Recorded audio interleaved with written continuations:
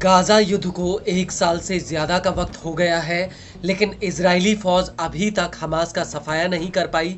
बल्कि गाज़ा में जिन इलाकों में आईडीएफ ने हमास का सफाया किया था, अब उन इलाकों में हमास फिर से जिंदा हो गया है।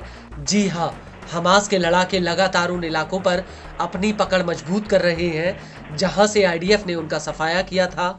और इसी वजह से गाज़ा युद्ध अब आईडीएफ के लिए एक मौत का जाल बनकर रह गया है, जिसमें हमास के लड़ाके आईडीएफ के टैंकों और जवानों को एक झटके में निपटा रहे हैं।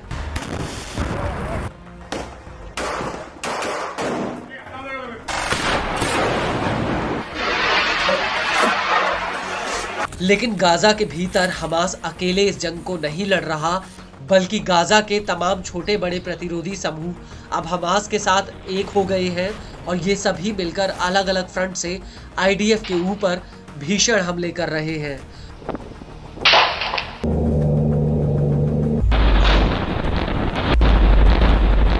और अब नेत्ज़रीम एक्सिस में आईडीएफ के ऊपर एक बहुत बड़ा अटैक हुआ है।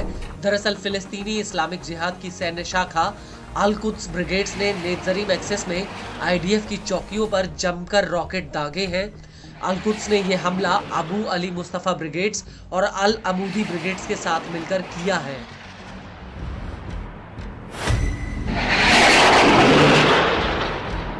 अल कुद्स ने इस हमले का बाकायदा एक वीडियो भी रिलीज किया, जिसमें साफ दिख रहा है कि कैसे अल कुद्स का एक लड़ाका जमीन पर ईंटों के ऊपर लॉन्चर फिट करता है और फिर इन लॉन्चर्स में रॉकेटों को लगाता है।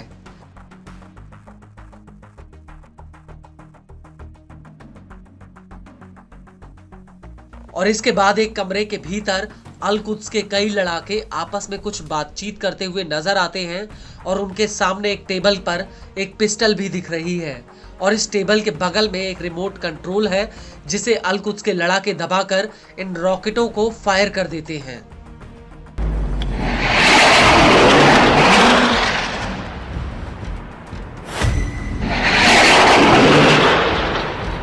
और इसके बाद एक लड़ाका घनी हरियाली में छिपकर एक लॉन्चर में बड़े बड़े रॉकेट भरकर उन्हें दनादन नेत्ज़रीम एक्सिस की तरफ फायर कर रहा है।